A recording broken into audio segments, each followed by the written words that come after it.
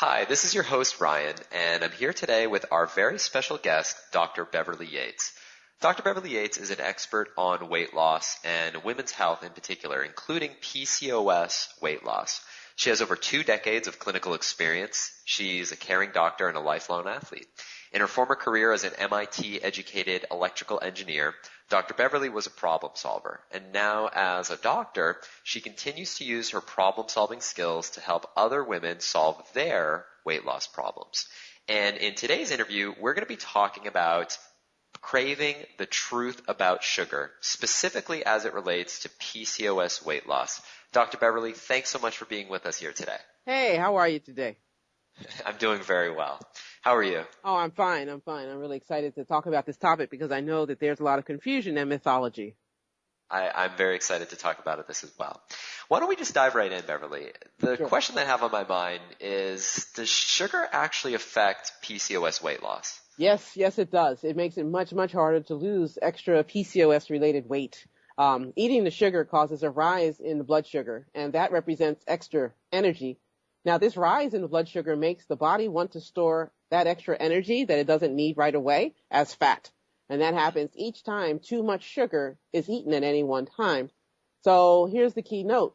This cycle of eating sugar and turning it into body fat can be really a tough cycle to break. That's especially true for women with PCOS. Polycystic ovarian syndrome takes no prisoners with this issue.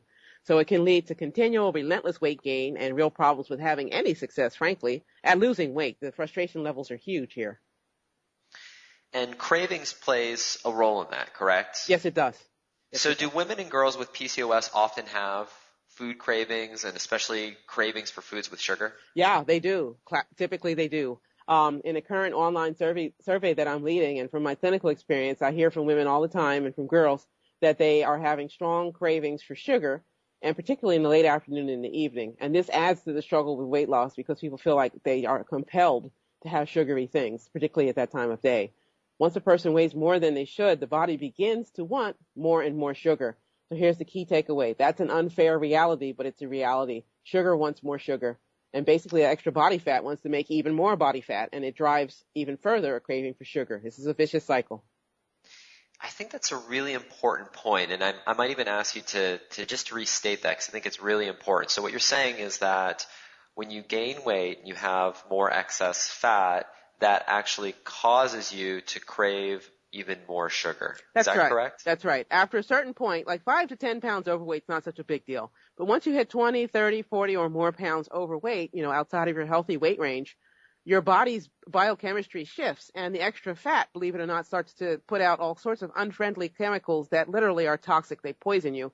And one of the ways in which they do that is they feed a cycle that drives food cravings, usually for sweets, because it really helps to satisfy that need for the fat to make more of itself, if you will. So just to keep this really simple, eating extra sugar than you need causes it to be stored as fat. And when you hit your own personal tipping point of too much fat, then the fat wants to make yet more fat. And so it drives food cravings that really, really can make this much harder for people to be successful with losing weight if they have PCOS. Wow. So fat drives food cravings. What about stress? Does stress affect PCOS weight loss and the sugar cravings? Hugely. You bet. Yes, it sure does. One of the things that I think is little appreciated is how much stress alters the body. And it's a silent factor. It's like high blood pressure. People don't even realize how much stress is messing up their health. So it can truly affect the best laid plans for weight loss of all kinds, and that includes with polycystic ovarian syndrome. So if a woman or a girl has PCOS and she's feeling particularly stressed out, especially if it's a longer-term stress, she's far more likely to have these really upsetting, deep-seated, strong sugar cravings, and they can wreck even the strongest willpower. Now, for anyone listening to this, I want to be really clear. If this describes your situation, don't waste any time, please. Don't waste any time feeling bad about a so-called lack of willpower. It isn't true. Willpower is not the issue. The changes the body goes through with stress, especially chronic stress, makes it highly likely that sugar cravings will be an issue to deal with. It's not the same thing as willpower at all. Let me explain. Sugar is a fast source of energy and helps to immediately soothe and calm feelings of stress. If you are stressed, of course you want to eat sugar. It's fast fuel that gives you fast energy for a short period of time. It's like your body thinks you're running away from a bear or a tiger, and so it needs that fuel and it needs it now. So it wants sugar in order to meet that need. But you know what? That's the trap. The sugar you eat gives your blood sugar a fast rocket ride up, and then just after this rocket ride up comes the sugar crash, leaving you feeling tired, crabby, and bloated. This is an important part of how the weight gain associated with PCOS builds up over time. Wow. And it's funny, as you're saying that, I was even as myself, as a man, thinking about when I'm really stressed out, that tends to be the time when I'll reach for junk food. Yeah. And I always just assumed it was a willpower thing. No. But it makes sense when you say that it's the stress is actually causing the sugar cravings, not sort of the lack of willpower. That's exactly right, Ryan. I think that a lot of people beat themselves up and feel bad and just, make a lot of inappropriate, wrong assumptions about themselves. They have nothing to do with, willpower or emotional strength or anything like that. It's just called, this is how your body works. This is how we're made. So listen, this was a really good sort of kind of background information, good understanding that both fat and stress can be contributors to the cravings. So if you're suffering from PCOS and you have the cravings that you're talking about, is there anything that you can do to reduce them or to get rid of the sugar cravings? Yes, most definitely. You're not trapped. There is help available. There are specific herbs and supplements, for instance, that I use with my patients to really help boost their chances for success with this, along with certain changes and knowledge about nutrition and diet choices. Also, the importance of good sleep habits and other lifestyle pieces that can help a PCOS sufferer to reduce or to get rid of these unwanted and frankly unhelpful sugar cravings. I put together a helpful guide called the Ultimate PCOS Weight Loss Herbs and Supplements Guide, which covers this issue in depth. If you want to sign up for the email list or to buy the guide, you can go to this website, which is http://www.pcosweightlosstips.com for more information. So it's PCOSweightlosstips.com. Yes, that's right. Great. So that's really good. That there are herbs out there. It's nice to know that there is a way to kind of combat some of those cravings. One of the other questions I had as you were talking is, there are different types of sugar, right? Yeah. So I'm curious to know, do all kinds of sugar affect PCOS weight loss in the same way? Like, for example, if you drink a fruit juice, which naturally has sugar in it, is that a healthy choice? Yeah. That's a great question, Ryan. Thanks for asking it. From my surveys recently and in working with PCOS sufferers over the years, I've learned that quite a number of women with PCOS make the mistake of thinking that fruit juice, even freshly squeezed fruit juice, is a healthy choice for their weight loss needs. This is a mistake. Drinking lots of fruit juice really spikes the blood sugar and, as we just discussed, directly leads to the weight gain and an unwelcome increase in body fat percentage. The reason the fruit juice is a problem is not because fruit is a problem, it's because you've now taken the juice part away from the fiber part of the fruit. That's why you get that spike in blood sugar and get onto that cycle we just described of increasing body fat. So the best way to get fruit into your regular nutrition, frankly, is to eat fruit in its natural state. So, for example, this means eat an apple with the skin on, don't peel it. And focus on eating fruits that have a low glycemic index or a low GI index. Sometimes you'll see that, particularly when you're looking for things online. A low glycemic index means that the food has a lower impact on your blood sugar. For PCOS, this is a really good thing to focus on. It's a huge part of getting to success with PCOS weight loss. Fruits that are blood sugar friendly will include the berry family, especially the blueberries and strawberries. They're rich in fiber and other really great nutrients like antioxidants that help slow aging and boost your metabolism. This promotes fat burning instead of fat storage. That's a good thing. Got it. So it's interesting. I never would have expected that, but it completely makes sense. You've got soda, you've got fruit juice, and then you've got a whole host of beverages out there that are made with what I'd call like artificial sweeteners, yeah. Fake sugars. Do those have any effect on PCOS weight loss? Yes, and it's really interesting. It's not the effect you would think. I think when these products were first developed, people probably thought that they could get the joy of sweetness without having to pay the fat tax, so to speak, and that there would be a free ride here. So it's an interesting question with a surprising answer. So let's check this out.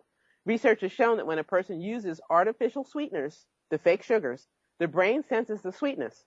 And the brain gets tricked into thinking, hey, a bunch of calories are on the way. Since typically, foods that are sweet tend to be higher in calories. Now, since the artificial sweeteners do not contain the expected extra calories, the brain then sends out signals to the body to want to eat more food in order to get the calories the brain was tricked into thinking were coming. Nasty Wow. process, huh? That's Wow. not fair, right? Like, whoa, wait a minute. You mean to tell me that diet soda is actually part of the problem? Yes, I'm saying that very clearly. And there's actual research. You can go to any of the PubMed websites, National Institutes of Health kinds of websites, and look this up for yourself. This is real. So the very thing the artificial sweeteners were supposed to help with, which is lowering the calories from, quote, sugar, unquote, winds up backfiring big time. It causes people to eat more than they otherwise would, since the brain is tricked into expecting yet more calories and now wants to eat more food than is really needed. It also ratchets up the sweet tooth, right? That sugar monkey climbs even more deeply on somebody's back. And now they want even more sugar or sweet stuff, in this case, artificial sweeteners. So yikes, this is not good.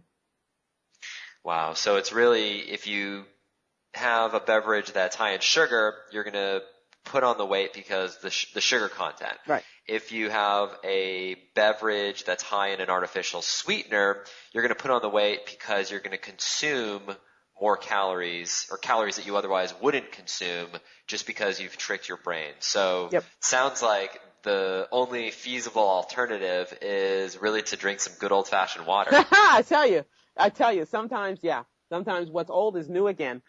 Sometimes I live in California, and sometimes we have laws various cities try to pass to ban sugary sodas, and I'm like, people, the cheapest option is water. It's just an interesting time in our society that we even struggle with this concept. So yeah. Is there anything that we need to talk about that we haven't covered in terms of artificial sweeteners and sort of easing the quote unquote sweet tooth, or did we cover everything you wanted to talk about on that subject? Well, I think to just give some more information about it is there's a bigger picture here, So like you said, like we just covered, the artificial sweeteners can be a real setup for eating more calories than makes sense. So you say, well, gee, is it ever okay to enjoy sweet treats? But, listen, based on how the brain works, when it's tricked into expecting more calories, when a person uses the artificial sweeteners, you have to ask yourself, is it worth it? It's no secret that in general, women don't lose weight as easily as men, just as comparing one group to the other, and they work harder in general than men need to at weight loss, broadly speaking. Now, for PCOS, women work even harder to lose weight and can find that their efforts are doomed to fail if they use the artificial sweeteners and fake sugars to replace the sweetness of sugar. So in this case, so-called sweet treats are not really a treat if they involve using these artificial sweeteners. Eating more than makes sense as a response to the brain's confusion about what artificial sweeteners really mean is never a way to win with weight loss. So for sweet treats that don't have bitter tricks, it's better to use the low glycemic fruits in their natural state and let those be your sweet treats, your desserts, if you will. And then they don't have any bitter tricks that will sabotage your hard-won PCOS weight loss efforts. Got it. This is all very, very fascinating to me and very helpful. I'm thinking if we just to kind of boil this down into simple information that someone listening to this can walk away from. When it comes to reading food labels, at the end of the day, what's the number one most important thing about sugar that women and girls dealing with PCOS weight loss or weight issues really need to know? Sure thing. So here's the take-home message on that. For this particular set of issues, it's really important. You got to read all the labels for the foods and the drinks and the snacks that you consume and read them carefully so that you know what you are putting in your mouth. You'd be surprised. Sometimes things that don't taste very sweet have an amazing amount of carbohydrate or sugar in them. And some things that taste kind of sweet maybe don't have so much. So get the facts. Look at the labels. Look specifically for the carbohydrate content and try to keep the total carbs low so you don't accidentally spike your blood sugar. So to be specific, strive to keep your meals at about 25 to 30 grams of sugar or lower, with the sugars, quote unquote, labeled as, quote, carbohydrates, unquote, on the food labels. Keep the beverages and snacks at 10 grams of carbos or lower. This means if you want to enjoy a soda and you want a soda with actual sugar, look for one with cane sugar, not high fructose corn syrup. And then if a serving size, let's say, is 10 ounces and it's 40 grams of carbs for all 10 ounces, you can have 2.5 ounces. So measure it out, and that will keep you at 10 grams of carbs or lower. When I was a kid, sometimes soda was sold in smaller amounts, like 6 or 8 ounces was common. It wasn't 32 and 64 ounces at a time. And people didn't struggle with their weight like they do now. I think the supersizing thing is a disaster for the national nutritional picture.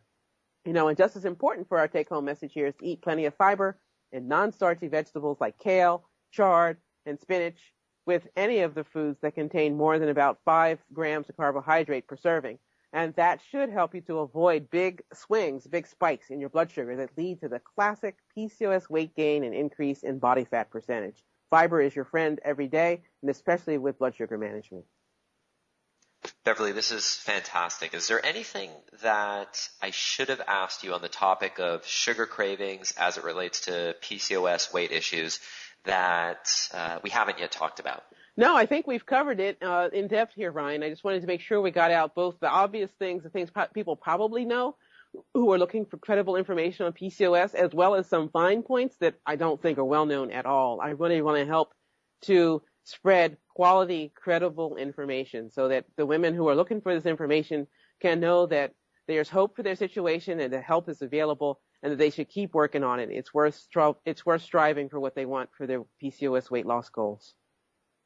Beverly, thank you so much for your time today and for being with us. This was really fantastic. It was great. My pleasure as always. Thank you so much. To learn more about Dr. Beverly Yates and her programs, as well as to get a free complimentary report containing weight loss tips and secrets, which are all geared specifically for women with PCOS, visit PCOSweightlosstips.com. Once again, that's PCOSweightlosstips.com. Thanks so much for being with us. Take care.